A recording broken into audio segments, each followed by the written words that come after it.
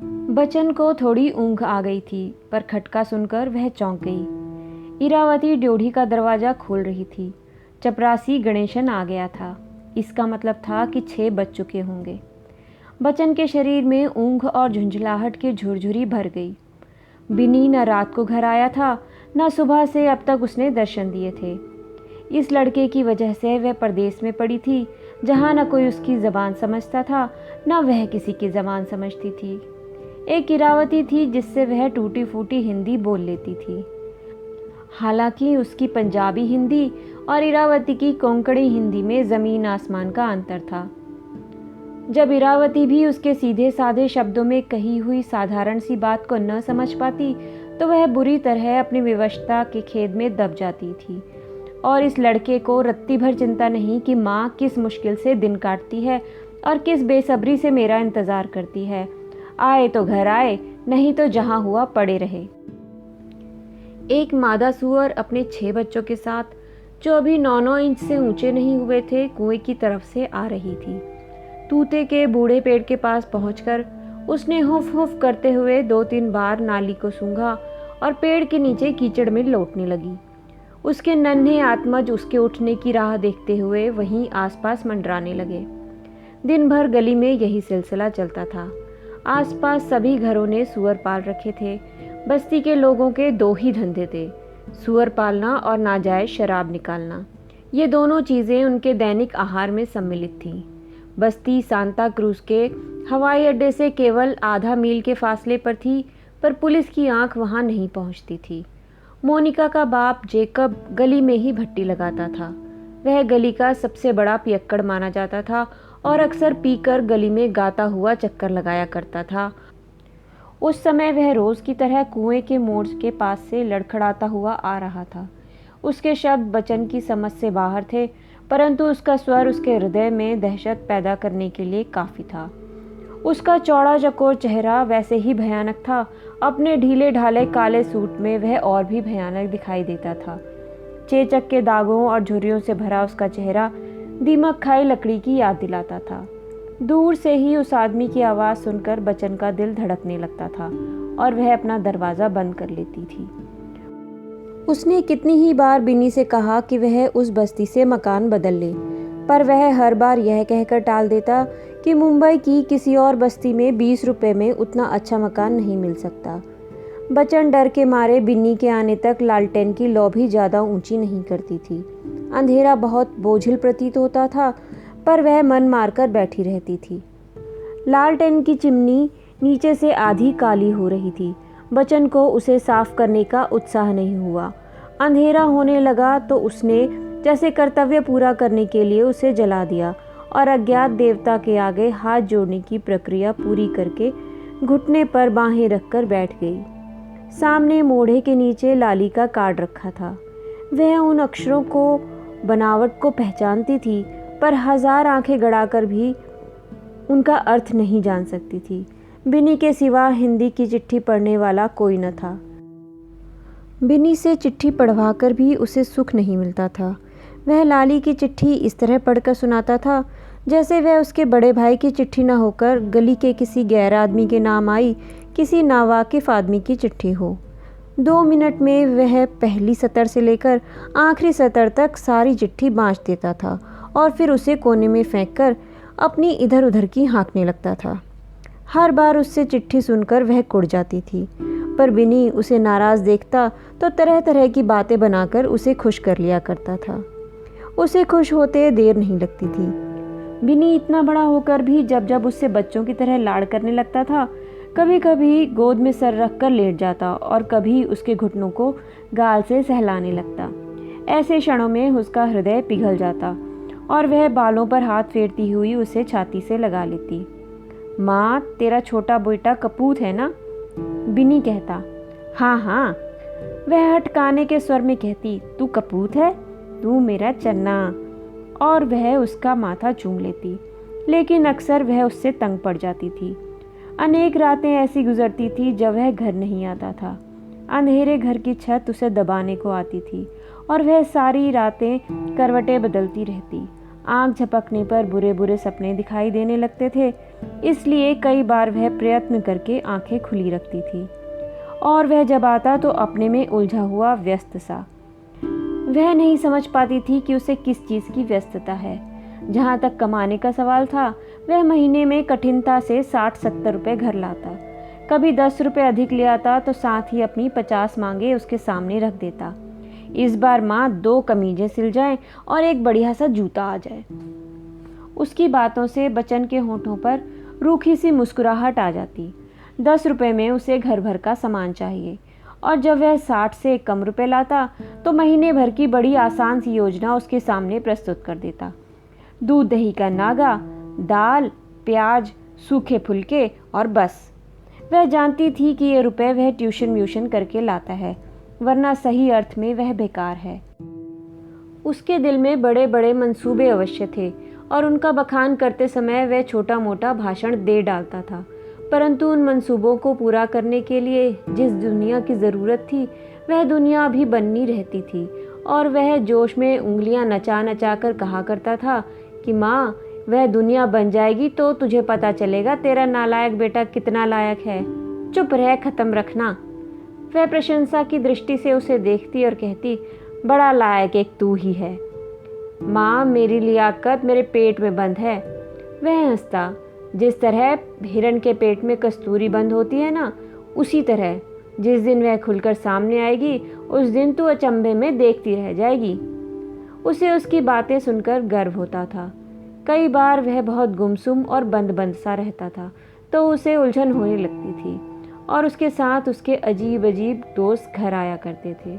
उन लोगों का शायद कोई और ठौर ठिकाना नहीं था, क्योंकि वे आते तो 2-2 दिन वहीं पड़े रहते थे और खाने पीने में निहायत बेतकल्लुफ़ी से काम लेते थे। चूल्हे से उतरती हुई रोटी के लिए जब वे आपस में छीना झपटी करने लगते तो उसे आंतरिक प्रसन्नता का अनुभव होता था, परंतु प्रायः उसकी दाल की पतीली खाली हो जाती थी और यह देखकर कि उन लोगों की खाने की कामना अभी बनी हुई है, उसे घर का अभाव अपना अपराध प्रतीत होता था। ऐसे समय उसकी आंखों में नमी छा जाती और वह ध्यान बटाने के लिए अन्य काम करने लगती। वे लोग रूखी नमकीन रोटी की फरमाइश करते तो वह चुपचाप बना देती, परंतु उन्हें खिलाने का उसका सारा उत्साह समाप्त हो चुका होता और उन लोगों के बहस मुबाहिसे कभी शांत नहीं होते थे। वे सब जोर जोर से बोलते थे और इस तरह आपस में उलझ जाते थे जैसे उनकी बहस पर धरती और ईश्वर की सत्ता का दारोमदार हो। कई बार वे इतने गर्म हो जाते थे कि लगता था अभी एक दूसरे को नोच डालेंगे, मगर सहसा इस उत्तेजना के बीच से एक कहकहा फूट पड़ता और वे उठ उठकर एक दूसरे से बगलहीर होने लगते। बिनी बचपन से बहुत खामोश लड़का था। अब उसे इस तरह हुड़दंग करते देखकर उसे आश्चर्य होता था। कई कई घंटे घर में तूफान मचा रहता था। उसके बाद फिर वही नीरवता छा जाती जो बहुत ही अस्वाभाविक और दम घोटने वाली प्रतीत होती थी। जब बिनी 2-2 दिन घर नहीं आता तो उस नीरवता के ओर छोर गुम हो जाते और वह अपने को सदा से गहरे शून्य एकांत में पड़ी हुई महसूस करती। अंधेरा गहरा होने लगा था और मोनिका का बाप जाकर अपने कमरे में बंद हो गया तो उसने दरवाज़ा खोल दिया। मादा सूअर और उसके बच्चे सामने घर के अहाते में डेरा जमाए थे और एक मोटा सूअर गली के पास हफ हफ कर रहा था। हवा तेज़ हो गई थी और तूत की बुढ़े पेड़ की डालियां बुरी तरह हिल रही थीं। आसमान का जो छोर दिखाई देता था वहाँ रह रहकर बिजली चमक रही थी। 2 महीने से प्रायः रोज ही वर्षा हो रही थी। घर से कुएं तक गली में कीचड़ कीचड़ भरा रहता था। इस कीचड़ के लिए बच्चन को लड़के लड़कियों की उन टोलियों से गिला था जो वर्षा आरंभ होने से पूर्व आधी आधी रात तक गली में घूमती हुई तार स्वर में ईश्वर से पानी बरसाने का अनुरोध किया करती थी। अब जैसे उन्हीं की वजह से सारा दिन गली में चिपड़ चिपड़ होती रहती थी। ड्योढ़ी के दरवाजे पर फिर दस्तक हुई। इरावती ने दरवाज़ा खोल दिया और बिनी उधर से मुस्कुराता हुआ अंदर आ गया। आगे की तरफ बहुत कीचड़ है भाभी, माफ़ करना, कहता हुआ वह अपने कमरे में आ गया। इरावती ने उस पर एक शिकायत की नज़र डालकर दरवाज़ा बंद कर लिया। उसके सिर के बाल बुरी तरह उलझे हुए थे और कुर्ता पजामा बहुत मुचड़े हुए थे। यह स्पष्ट था कि वह सुबह जिस हाल में सोकर उठा था अभी तक उसी हाल में था और अब तक उसे मुंह हाथ धोने का समय भी नहीं मिला था। माँ, जल्दी से रोटी डाल दे, भूख लगी है, उसने आते ही चारपाई पर पैर फैलाते हुए आदेश दिया। बच्चन चुपचाप अपनी जगह पर बैठी रही, ना उठी और ना ही उसने मुंह से कुछ कहा। कुछ क्षण प्रतीक्षा करने के बाद बिनी ने सिर उठाया और कहा, माँ रोटी। रोटी अजहन नहीं बनी है, बच्चन बोली। मुझे क्या पता था लाट साहब अभी घर आएंगे कि नहीं आएंगे। रात की रोटी मैंने सवेरे खाई, सवेरे की अब खाई। मैं किस तरह रोज रोज बासी रोटी खाती रहूं, किसे तंदूर में जाकर खा। बिनी हंसता हुआ उठ बैठा और माँ के मोढ़े के पास चला गया। यहाँ तंदूर है कहाँ जहाँ जाकर खा लूँ, वह बोला। मेरे हिस्से की जो बासी रोटी रखी थी वह तूने क्यों खाई? मेरी वाली रोटी दे। और वह माँ का घुटना पकड़कर बैठ गया। मेरे पेट से निकाल ले अपनी बासी रोटी। बच्चन ने वाक्य आरंभ किया था मीठी झड़की के रूप में, पर समाप्त करते करते उसकी आंखें गीली हो गई। बिनी ने उसकी गीली आंखें नहीं देखी। वह उठकर रोटी वाले डब्बे के पास चला गया और बोला, डिब्बे में रखी होगी, जरूर होगी। बच्चन ने उसकी नज़र बचाकर अपनी आंखें पोंछ ली।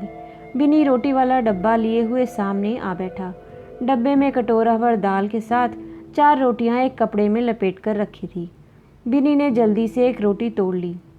यह तो ताजी रोटी है, वह ग्रास मुंह में ठूसे हुए बोला। बासी रोटी खाने को माँ जो है, कहकर बच्चन उठ खड़ी हुई। उसने पानी का ग्लास भरकर उसके पास रख दिया। बिनी ने एक घूंट में गटागट ग्लास खाली कर दिया और बोला, और। बच्चन ने ग्लास उठा लिया और सुराही से उसमें पानी उड़ेलती हुई बोली, लाली का कार्ड आया है। अच्छा, कहकर बिनी रोटी खाता रहा। उसने कार्ड के संबंध में जरा भी जिज्ञासा प्रकट नहीं की। बच्चन का दिल दुख गया।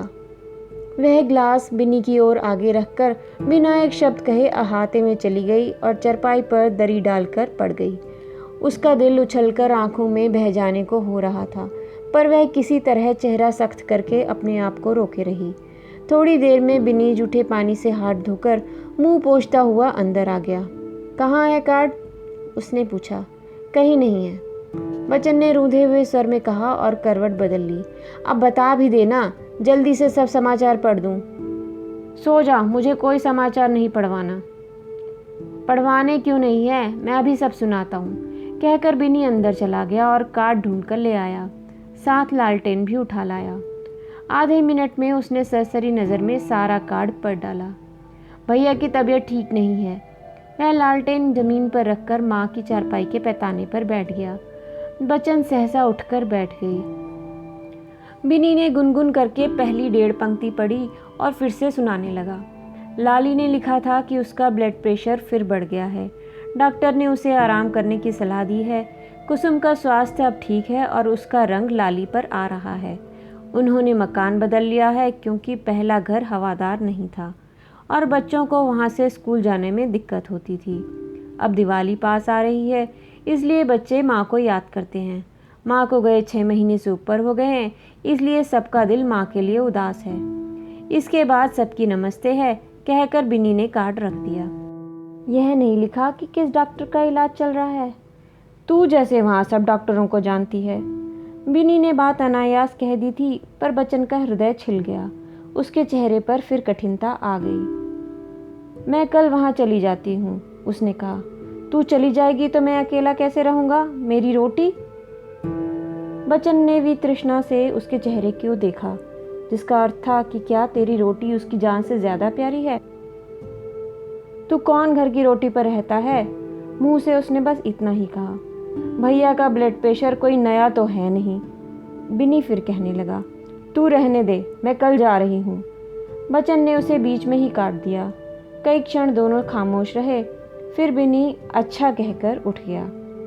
अगले दिन सुबह ही वह अभी थोड़ी देर में आऊँगा कहकर गया और दोपहर तक लौट कर नहीं आया।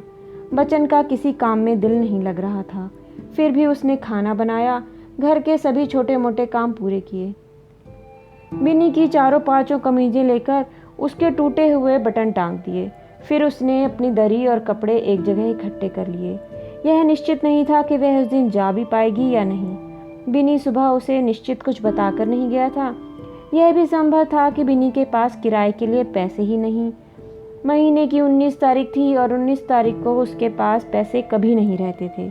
उस स्थिति में उसे 3-4 तारीख तक अपना जाना स्थगित करना होगा। वह यह भी नहीं जानती थी कि दिवाली कौन सी तारीख को पड़ेगी। वह सोचने लगी कि इस बीच लाली की तबीयत ज़्यादा खराब न हो जाए। उसे ज़्यादा ही तकलीफ़ होगी जो उसने चिट्ठी में लिखा है, नहीं वह चिट्ठी में कभी ना लिखता। वह 15-20 दिन यहाँ से नहीं जा सकी तो? तभी बिनी आ गया। उसके साथ लंबे बालों वाला दोस्त शशि भी था, जिसकी गर्दन बात करते हुए तोते की तरह हिलती थी। वह उसकी दाल का सबसे बड़ा प्रशंसक था। आते ही दाल की फरमाइश करता था। सदा की तरह वह गली से ही ऊंचे स्वर में बात करते हुए आए। टिकट ले आया हूँ, बिनी ने आते ही कहा। मंगलवाड़ी से शशि को साथ लिया और वहीं से टिकट भी ले लिया। परंतु तू अभी तक तैयार नहीं हुई। तैयार क्या होती, तू मुझसे कह कर गया था। जब रात को तय हो गया था तो सुबह कहने की क्या ज़रूरत थी। अब जल्दी तैयार हो जाओ, 2 घंटे में गाड़ी जाएगी। नकद 20 रुपये खर्च करके आया हूँ, और वो भी उधार के। बच्चन को बुरा लगा कि बाहर के आदमी के सामने ऐसी बात कह रहा है। वह नहीं जानती थी कि टिकट के लिए उसे रुपए उधार लेने पड़े होंगे। वह कब चाहती थी कि उसकी वजह से उस पर उधार चढ़े। वह कह देता तो 10-12 दिन बाद चली जाती। वह कुछ न कहकर कपड़े लपेटने लगी। हट माँ, तुझे बिस्तर बांधना आता भी है। बिन्नी आगे बढ़ाया। उल्टी सीधी रस्सी बांधेगी, कहीं से मोटा कर देगी, कहीं से पतली। हट जा, मैं 1 मिनट में बांध देता हूँ। ऐसा बिस्तर बांधूंगा कि रास्ते भर तेरा खोलने को भी जी नहीं चाहेगा। तू रोटी खा ले, मैं बांध लेती हूँ। बच्चन की आंखें भर आईं। रोटी खाने वाला आदमी साथ लाया हूँ। वह माँ के लपेटे हुए कपड़ों को फिर से फैलाता हुआ बोला, यह इसलिए आया है कि तू चली जाएगी तो तेरे हाथ की दाल फिर कहाँ मिलेगी। बच्चन की गीली आंखों में हल्की सी मुस्कुराहट भर गई। यह भी खा ले, वह बोली। मैं अभी 2 फुलके और बना देती हूँ। और बनाने की ज़रूरत नहीं है, जो है वही खा लेंगे। पहले मैं खा लूँ, फिर बचे इसे दे देना। कहकर शशि गर्दन उठाकर हंस दिया। बिन्नी बिस्तर बांधता रहा। वह उन दोनों के लिए रोटी डाल लाई। तैयार। बिन्नी ने हाथ झाड़े और शशि के साथ खाना खाने डट गया। माँ अपने लिए भी रख लेना, और जितना बचे वह हमें ला देना। शशि दाल सुड़कता हुआ बोला। वे दोनों खा चुके तो बच्चन ने जल्दी से बर्तन समेट दिए। अब माँ तू भी जल्दी से खा ले, बिन्नी ने कुल्ला करके हाथ पोंछते हुए कहा। मैंने खा लिया है। कब? किसी ने पास आकर उसके कंधे पकड़ लिए। तेरे आने से पहले। झूठी। सच, मैंने खा लिया है। आगे तो कभी इतनी जल्दी नहीं खाती। आज खा लिया है, घर से जाना था ना। तुम दोनों तो भूखे नहीं रहे। 1/4 भूख रह गई। शशि ने डकार लेते हुए तौलिए से मुंह पोंछा और खूंटी पर टांग कर हंसने लगा। स्टेशन पर उसे गाड़ी में बिठाकर वे दोनों प्लेटफॉर्म पर टहलने लगे। रात को भी बच्चन ने ठीक से नहीं खाया था, इसलिए भूख के मारे उसका सिर चकरा रहा था। वह जानती थी कि बिनी को पता है कि उसने कुछ नहीं खाया, इसलिए उसके मना करने पर भी वह आधा दर्जन केले रख गया था। वह एक बार मना कर चुकी थी, इसलिए नहीं खा रही थी। मगर बिनी और शशि टहलते हुए दूर चले गए थे और अब शायद उनमें बहस चल रही थी। उसकी समझ में नहीं आता था कि ये लोग इतनी बहस क्यों करते हैं। हर वक्त बहस बहस बहस बहस का कोई अंत भी होता है? जैसे सारी दुनिया के झगड़े उन्हीं को निपटाने हों। फटे हाल रहेंगे, सेहत का ध्यान नहीं रखेंगे, और बातें जैसे संसार की संपत्ति के यही स्वामी हों और उसे बांटने की समस्या इन्हीं के सर पर आ पड़ी हो। वे दोनों प्लेटफॉर्म के उस सिरे तक होकर वापस आ रहे थे। वह उनके चेहरे देख रही थी। माथे पर सिलवटें डाले हुए वे हाथ हिला हिलाकर बातें कर रहे थे, फिर भी बच्चे से दिखते थे। उस समय शायद वे भूल गए थे कि वे उसे गाड़ी पर चढ़ाने आए हैं। सहसा गार्ड की सीटी सुनकर वे डब्बे के पास आ गए, परंतु वहां आकर भी उनकी बहस चलती रही। करघे का काम रुक जाएगा तो लाखों लोग बेकार हो जाएंगे, और जैसे कोमल रोए हाथ के कपड़े होते हैं वैसे मशीन के कपड़े नहीं हो सकते। बच्चन सोचने लगी कि ये सब अपने कपड़े क्यों नहीं देखते, इन्हें अपनी बेकारी की चिंता क्यों नहीं होती। गाड़ी चलने लगी तो जैसे बिनी को होश आया और उसने उसका हाथ पकड़कर कहा, अच्छा माँ। बच्चन के होठों पर रूखी सी मुस्कुराहट आ गई। उसने उसके सिर पर हाथ फेर दिया। अब कब आएगी? जब तू बुलाएगा। गाड़ी ने रफ्तार पकड़ ली और वह देर तक खिड़की से सिर निकालकर उन्हें देखती रही। वे हाथ में हाथ डाले गेट की ओर चल रहे थे। उनकी बहस शायद अभी भी चल रही थी। बच्चन को घर आए 15 दिन हो गए थे। बिनी की चिट्ठी नहीं आई। उसने लाली के कमरे के बाहर रुककर पूछा। लाली से सवाल पूछने से उसके स्वर में शासित सा भाव आ जाता था। वह बेटा बड़ा होते होते इतना बड़ा हो गया कि वह अपने को उससे छोटा महसूस करने लगी थी। आजा माँ, लाली ने कागजों से आंखें उठाकर कहा। चिट्ठी उसकी आज भी नहीं आई। न जाने इस लड़के को क्या हो गया है। तू काम कर, मैं जा रही हूँ, वह बोली। सिर्फ चिट्ठी पूछने ही आई थी। वह बरामदे से होकर अपने कमरे में आ गई। वह जानती थी कि लाली का समय कीमती है। वह आधी आधी रात तक बैठकर दूसरे दिन का केस तैयार करता था। मुवक्किलों की वजह से उसके खाने पीने का समय भी निश्चित नहीं रहता था। 6 महीने में उसकी व्यस्तता पहले से कहीं बढ़ गई थी। नए घर में आ जाने से जगह का आराम तो हो गया था, पर कचहरी पहले से भी दूर हो गई थी। उसकी व्यस्तता के कारण वह कई बार सारा दिन उससे बात नहीं कर पाती थी। रात को जब वह बैठक से उठकर चला जाता तो सीधा सोने के कमरे में चला जाता। दिन भर की थकान के बाद वह उसके आराम में विघ्न नहीं डालना चाहती थी। सवेरे वह कुसुम से पूछ लेता कि रात में उसकी तबीयत कैसी रही। कुसुम संक्षेप में उसे हाल बता देती। सोने से पहले उसके सिर में बादाम रोगन डाल दिया करो, वह कहती। मैं कई बार कहती हूँ पर वे डलवाते ही नहीं। कुसुम जैसे रटा रटाया उत्तर दे देती।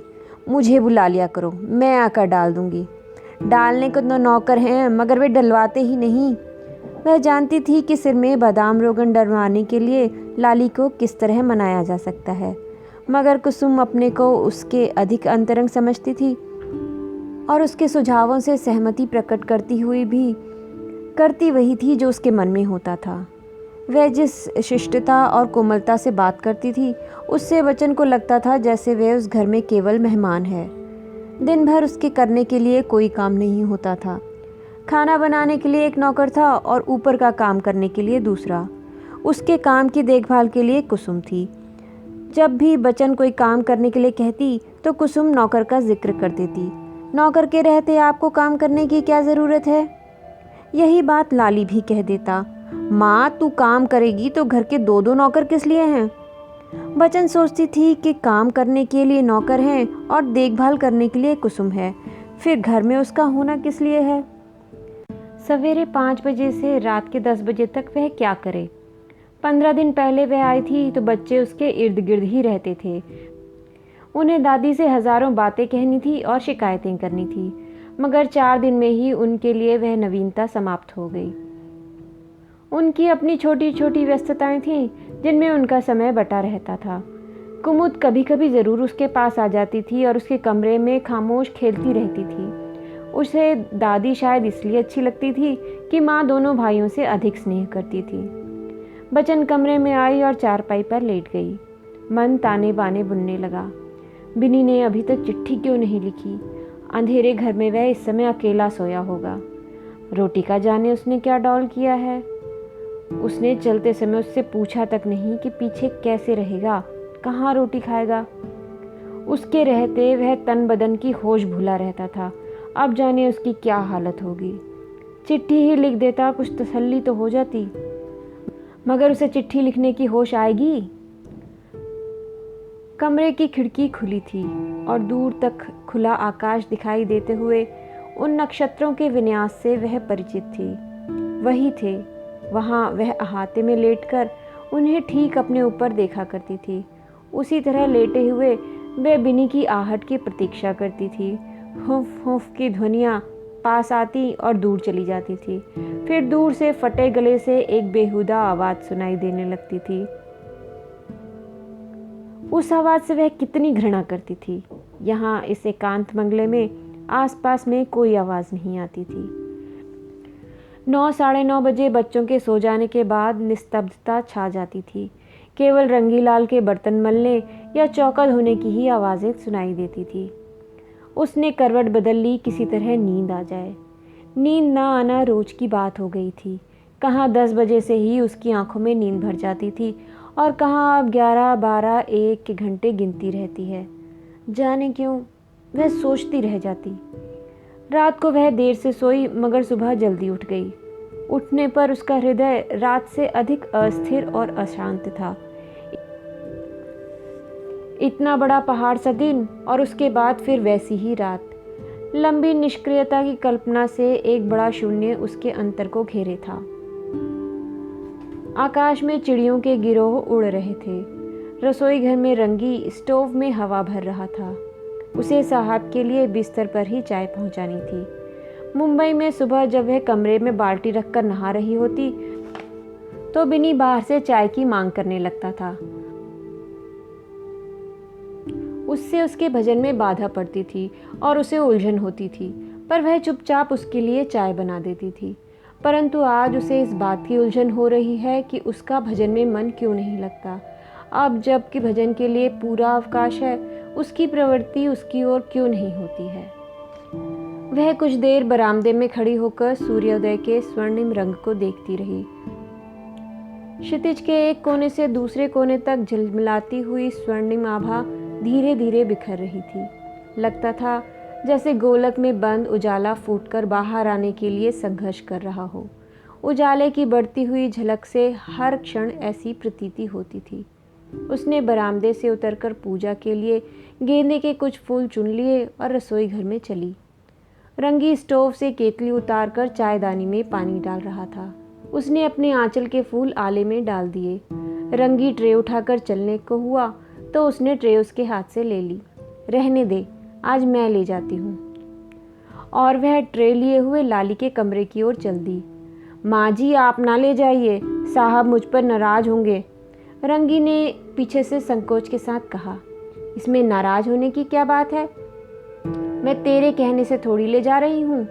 और वह थोड़ी खांसकर लाली के कमरे में चली। लाली कंबल ओढ़कर बिस्तर पर बैठा था। कुसुम सोई हुई थी। लाली के हाथ में कुछ कागज थे जिन्हें वह ध्यान से पढ़ रहा था।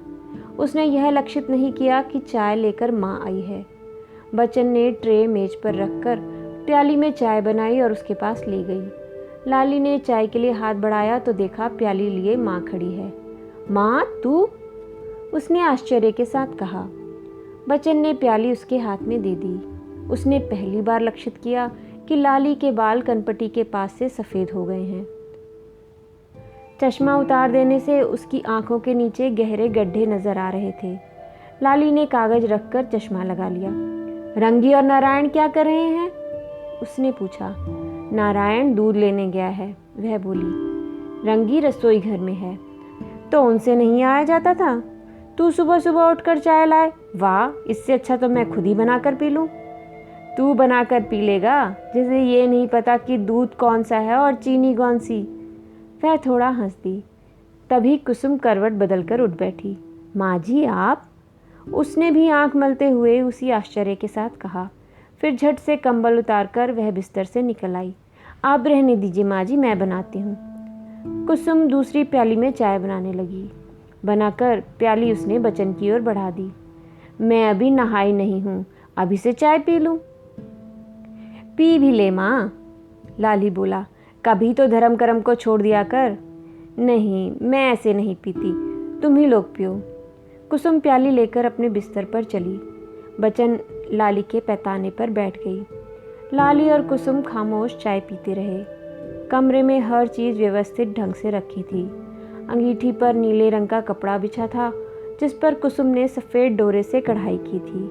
वहीं एक और अखरोट की लकड़ी से बना गौतम बुद्ध का बस्ट पड़ा था और दूसरी ओर हाथी दांत के हंसों की जोड़ी रखी थी।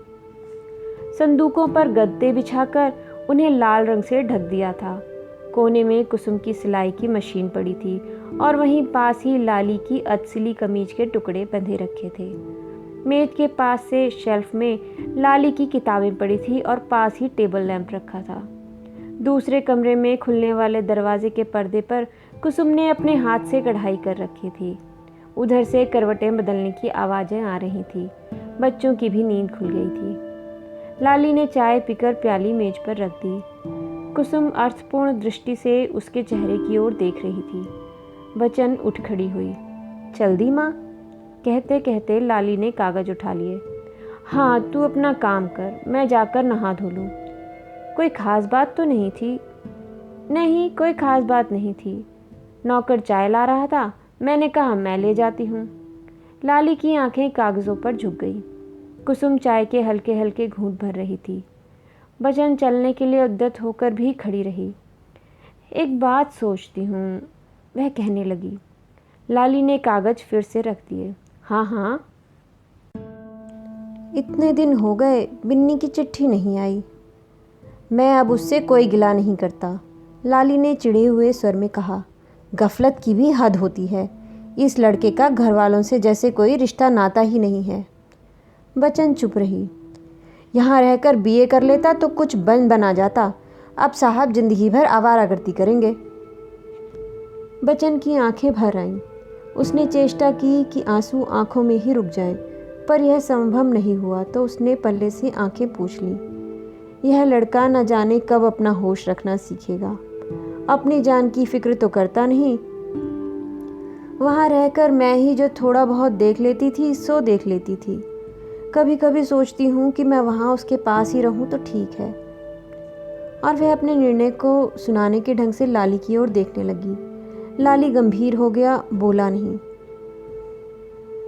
मैं कहती हूँ मेरी आंखों के सामने रहेगा तो मुझे पता तो चलता रहेगा कि क्या करता है क्या नहीं करता। उसके स्वर में थोड़ी याचना भी आ गई। माँ जी का दिल यहाँ नहीं लगा, कुसुम ने प्याली रखते हुए कहा। पल भर लाली की आंखें उससे मिली रहीं। अभी तो तू आई ही है माँ, वह बोला। 10-15 रोज़ में दिवाली है। मेरा बच्चों को छोड़कर जाने का मन करता है क्या? मैं वैसे ही बात कर रही थी, फिर चलने को तैयार होकर बोली। पता नहीं ठीक से रोटी खाता है या नहीं।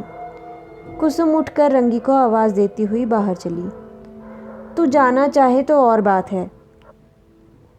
लाली के चेहरे पर कुछ अन्य मनसकता आ गई थी। जाने की बात तो नहीं है, मैं वैसे ही सोच रही थी।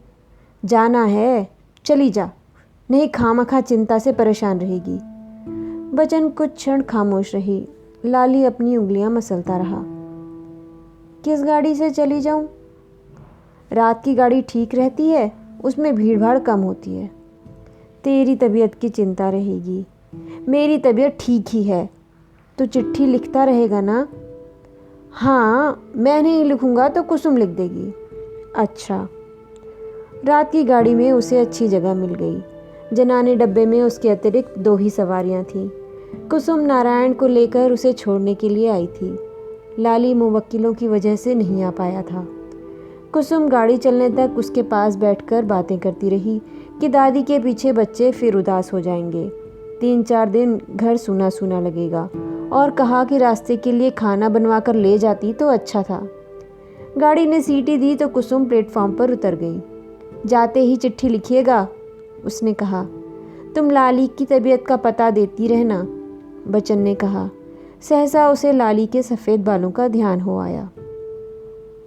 रात को उसे देर देर तक ना पढ़ने देना, और उससे कहना सिर में बादाम रोगन डलवा लिया करे। कुसुम ने सिर हिला दिया। गाड़ी चल दी तो उसने हाथ जोड़ दिए। प्लेटफॉर्म पीछे रह गया तो बचन आकाश की ओर देखने लगी। उसके अंतर में फिर एक शून्य सा भरने लगा। क्षितिज के पास वही नक्षत्र चमक रहे थे। बचन अपलक दृष्टि से उन्हें देख रही थी। वह जहाँ जा रही थी उस घर का नक्शा धीरे धीरे उसकी आंखों के सामने घूमने लगा।